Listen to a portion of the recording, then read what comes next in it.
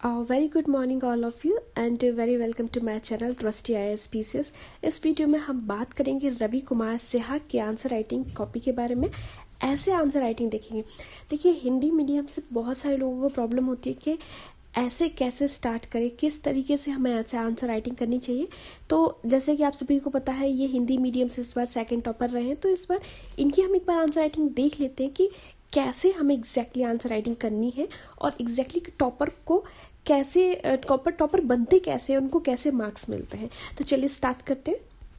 देखिए, इसमें ये सेक्शन ए है। सेक्शन ए में इतने ये जो चार हैं, चार में से इन्होंने सबसे पहले इसको लिखना आरंभ किया है। अत्यधिक असमानता, आय की असमानता से ज़्यादा अवसरों की असमानता।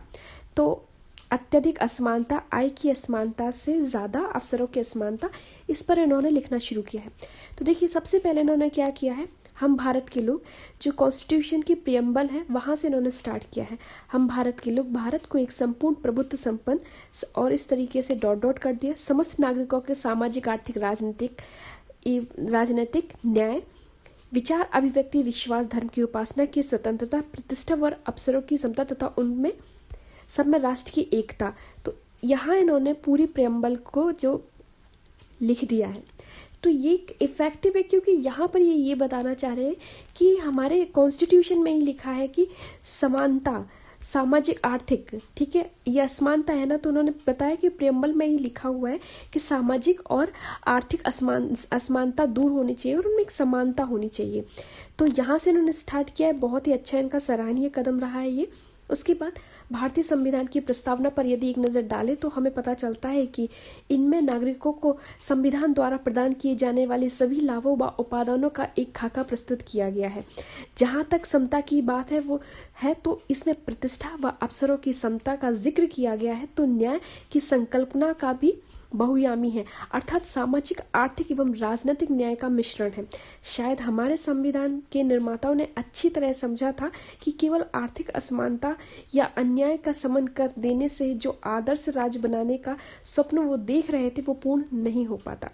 इसी क्रम में अब यदि असमानता की बात करें तो इसे भेदमूलक संकल्पना के रूप में समझा जा सकता है, अर्थात किसी के पास अधिक तो किसी के पास वंचना की स्थिति का होना, किंतु इसे केवल धन दौलत के नजरिए से देखना आंख दबाकर देखने के समान है। क्योंकि यदि अवसरों के प्रकारों का विवेचन करें तो इसमें आर्थिक अवसर भी आएंगे और सामाजिक, राजनीतिक, सांस्कृतिक भी। परीक्षण केवल इस बात का होना चाहिए कि इन सभी प्रकारों का अनुपात क्या है। क्या आर्थिक अवसर सभी अवसरों में मौलिक है, सभी अवसरों की नींव है, अधिक महत्वपूर्ण है, या अन्य अवसरों की भूमिका भी उतनी ही महत्वपूर्ण है या अधिक महत्वपूर्ण है। हिंदी के प्रसिद्ध मार्क्सवादी लेखक यशपाल के सुप्रसिद्ध उपन्यास के कथनांक पर विचार करें तो उनमें से एक पात्र है प्रेषक, जो निम्न वर्ग का है किंतु अत्यंत धनी है। धनी होने के बावजूद भी उसका पुत्र हमेशा सामाजिक समानता की तड़प में व्याकुल रहता है। वह कहता है, जन्म का अपराध, यदि यह जन्म का अपराध है तो उसका मार्जन। देखिए, इनका जो सब्जेक्ट था वो हिंदी साहित्य था, जिसका यहाँ पर इन्होंने बखूबी उपयोग किया है। ठीक है, तो इस प्रकार इन्होंने इसका उपन्यास का नाम भी लिख दिया, दिव्य। उपयुक्त पंक्ति के आधार पर हमें यह समझना चाहिए कि हर व्यक्ति की परिस्थितियां भिन्न भिन्न होती हैं, उनका जीवन दर्शन भी भिन्न प्रकार का होता है, उनके जीवन के लक्ष्य, आकांक्षाएं, इच्छाओं में पर्याप्त व्यक्तिनिष्ठता विद्यमान होती है। इसी प्रकार व्यक्तियों के लिए असमानता के संदर्भ में भी मतों, रायों में भिन्नता होगी। यह भिन्नता इतिहास की शुरुआत से चली आ रही है। मनुष्य के इतिहास के पन्ने पलटने पर पता चलता है कि प्रारंभिक समाज एक समतामूलक समाज था, किंतु जैसे जैसे मानव विकास करता गया वैसे वैसे समाज में सोपान क्रम का विकास होता गया। अन्य भेद जहाँ यूनान में अभिजात्यता, साधारण वर्ग था, उनके मिथकों में अमर देवता व मरणशील मानव का भी था। अरस्तु की नजर में स्वामी व दास का भी था, तो पुरुष व नारी का भी था। तो यहाँ पर आप देखें तो इन्होंने यहाँ पर अरस्तु को भी कोट किया है और जो इनका जो सब्जेक्ट है उसका भी इनकी आंसर राइटिंग में यहाँ पर इन्फ्लुएंस दिख रहा है। तो इस तरीके से आपको एक आइडिया लग रहा होगा कि कैसे आपको आंसर राइटिंग करनी है। वही भारतीय समाज में यह वर्णात्मक व्यवस्था के स्वरूप में परिवर्तित होकर जाति व्यवस्था के मॉडल के रूप में सामने आया है, जहां जाति के आधार पर खान पान, रहन सहन, व्यवसाय, विवाह, भ्रमण आदि के संदर्भ में विभिन्न योग्यताएं निर्धारित की गई हैं। यहाँ ध्यान देना आवश्यक है कि ये विभाजन आर्थिक आधार को मुख्य आधार न मानकर प्रमुख आधारों के एक भाग के रूप में मानते हैं। इतिहास में यदि सुधार आंदोलन भी हुए तो वे केवल आर्थिक स्तर पर समानता की बात नहीं करते थे, या यूं कहें कि तात्कालिक सुधारों में भी सभी वर्गों जातियों को समान दर्जा देने की बात कही गई है। कबीर ने जहाँ जाति पाति पूछे नहीं कोई, हरि को भजे सो हरि का होई कहकर जातिगत व सामाजिक समानता स्थापित करने का प्रयास किया। देखिए यहाँ पर कितना अच्छा इनका रहा है, इन्होंने अरस्तु को भी कोट किया, कबीर को भी कोट किया, और इनके जो सब्जेक्ट है उसका भी यहाँ पर एक इन्फ्लुएंस दिख रहा है, सामाजिक, आर्थिक, राजनीतिक, उसके बाद इतिहास का भी यहाँ पर बखूबी से वर्णन किया है। और इनका जो एक तारतम्य है वो नहीं बिगड़ रहा है। कहा जाता है कि जो ऐसे आंसर राइटिंग होती है वो पानी की तरह फ्लो होना चाहिए। बिल्कुल जो आपका आंसर राइटिंग मतलब पढ़ रहा है, जो आपका ऐसे पढ़ रहा है तो उसको एक कहानी की तरह लगता जाए, तो इनका भी वैसा ही है। बुद्ध ने धम्म में पुरुष व नारी दोनों को स्थान देकर लैंगिक स्तर पर अवसरों की समानता स्थापित की। इसी प्रकार तुलसी ने नहीं दरिद्र सम दुख जग माही कहकर आर्थिक स्तर पर असमानता के प्रभाव का विश्लेषण किया है। तो सूरदास जैसे भक्तों ने कृष्ण के प्रेम में हर गोपी को डुबाकर धार्मिक स्तर पर समता मूलक प्रेम की स्थापना की है। कुछ इसी प्रकार के सुधारों की शुरुआत पश्चिम में हुए पुनर्जागरण में दिखाई पड़ती है, जहाँ के विचारों ने सामंती व्यवस्था में व्याप्त विभिन्न बहुआयामी भेदभावों को समाप्त करने का प्रयास कर आधुनिकता का सूत्रपात किया, जो कि आगे चलकर J.S. मिल के लेख सब्जेक्शन ऑफ वुमेन तथा बेंथम जैसे विचारक उपयोगितावाद सिद्धांतों का, जहाँ हर व्यक्ति को एक गिना जाए का दर्शन दिखाता है, मैं तो समानता के तत्व पर विभिन्न स्तर दिखाई पड़ते हैं। यही भी दिखाई पड़ता है कि यहाँ पर आर्थिक असमानता को ही प्रमुख बाधा नहीं माना गया, बल्कि इसे एक प्रकार मात्र ही माना गया है।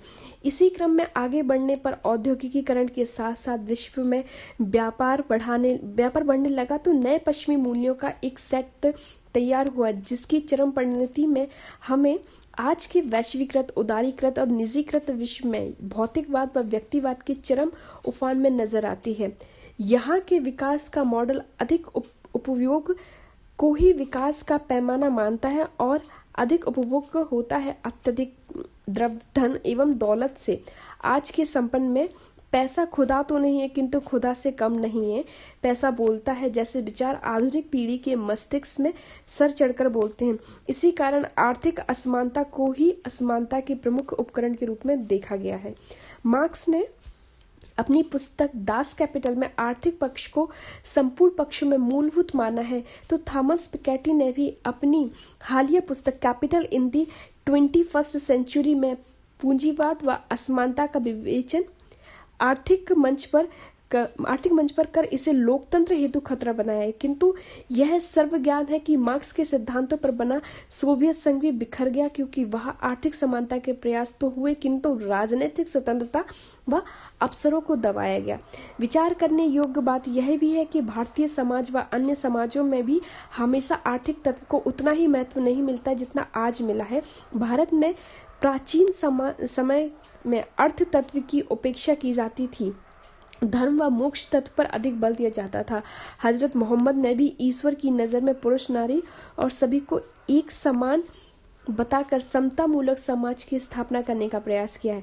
गुरु नानक जी कहते हैं, सच्चा सौदा, लंगर व पंगत जैसे सिद्धांत वर्ग भेद में को मिटाकर जातिवाद समानता की बात करते हैं। आगे चलकर महात्मा गांधी ने आध्यात्मिक विकास को प्रमुख लक्ष्य घोषित किया व स्वधर्म के अनुसार जीने के अवसरों की सृजना को प्रमुख बल दिया, जहां हर धर्म, लिंग, वर्ग समान रूप से कार्य करें। अन्य पक्षों के रूप में कुछ उदाहरणों द्वारा समझा जा सकता है कि केवल आर्थिक असमानता से अवसरों की असमानता अधिक तीव्र होती है। जैसे संयुक्त राष्ट्र संघ के मानव विकास सूचकांक के 3 आयामों में प्रति व्यक्ति आय को 1/3 भारांश दिया गया है, जबकि शिक्षा व स्वास्थ्य को शेष 2/3। बहुआयामी गरीबी सूचकांक में भी आर्थिक पक्ष का महत्व उतना नहीं है। यदि रोजगार, शिक्षा, बिजली, पानी आदि अवसरों को प्रदान किए बिना केवल आर्थिक दर बढ़ाई जाए तो इसके केवल आंकड़े ही बढ़ेंगे, वास्तविक विकास नदारद ही रहेगा। जहां तक न्याय की संकल्पना का प्रश्न है, वहां भी न्याय व समता के लिए विधि द्वारा स्थापित प्रक्रिया तय करती है कि समानता के साथ साथ समान व्यवहार होना चाहिए तथा असमानता के साथ असमान व्यवहार। संविधान में मूल अधिकारों के अनुच्छेद 15, 16, 17 आर्थिक असमानता को दूर न कर सामाजिक असमानता को मिटाने की वकालत करते हैं। राज्य के नीति निर्देशक तत्व भी आर्थिक के साथ साथ सामाजिक न्याय पर बल देते हैं। तो वहीं दूसरी ओर अनुच्छेद 324 व 325 राजनीतिक मताधिकार प्रदान कर राजनीतिक समानता प्रदान करने का प्रयास करते हैं। अंतिम रूप से यही कहा जा सकता है कि यदि संपूर्ण अवसरों की असमानता एक वृक्ष है तो आर्थिक असमानता, जिसे आर्थिक अवसरों की असमानता भी कहा जा सकता है, उस वृक्ष की एक शाखा ही मात्र है। दोनों ही स्तर पर अत्यंत विनाशक हैं, जो हमारे मानव जीवन, हमारी सभ्यता, हमारे लोकतांत्रिक मूल्यों के समक्ष चुनौती उत्पन्न करते हैं। हमारा प्रयास यही रहना चाहिए कि वर्गीय, लैंगिक, सामाजिक, आर्थिक, राजनीतिक सभी स्तरों पर असमानता का निवारण किया जाए, क्योंकि एक दलित के लिए धन के बजाय सामाजिक स्वीकृति व पहचान की लालसा अधिक मायने रखती है, तो एक महिला के लिए स्वतंत्रता व पुरुष के समक्ष समानता स्वर्ण आभूषणों से भी अधिक महत्व रखते हैं। अतः कुल मिलाकर जीवन की सार्थकता के लिए आर्थिक असमानता के साथ साथ अवसरों की विभिन्न स्तरों पर भी समता एक आवश्यक है। जैसा कि दिनकर ने कहा है, जब तक मनुष्य का सुख भाग नहीं सम होगा, शामित ना होगा कोलाहल, रण ना ही कम होगा। तो देखिए, ये बहुत ही अच्छी देखा जाए तो आंसर राइटिंग रही है। इन्होंने हर एक पहलू को लिया है, कोट्स भी लिए हैं, महात्मा गांधी से लेकर कबीर से लेकर जो मोहम्मद साहब को और सच्चा सौदा, सभी को एक धार्मिक स्तर पर भी सभी स्तर पर इन्होंने बखूबी यहाँ पर परफॉर्म किया है। तो अगर आपको भी अच्छा परफॉर्म करना है तो इससे आप एक आइडिया ले सकते हैं कि कैसे किसी क्वेश्चन को स्टार्ट करना है और कैसे उसका बखूबी से अंत करना है। तो इस वीडियो में इतना ही, मिलते हैं नेक्स्ट वीडियो में। Till then thank you and thanks for watching.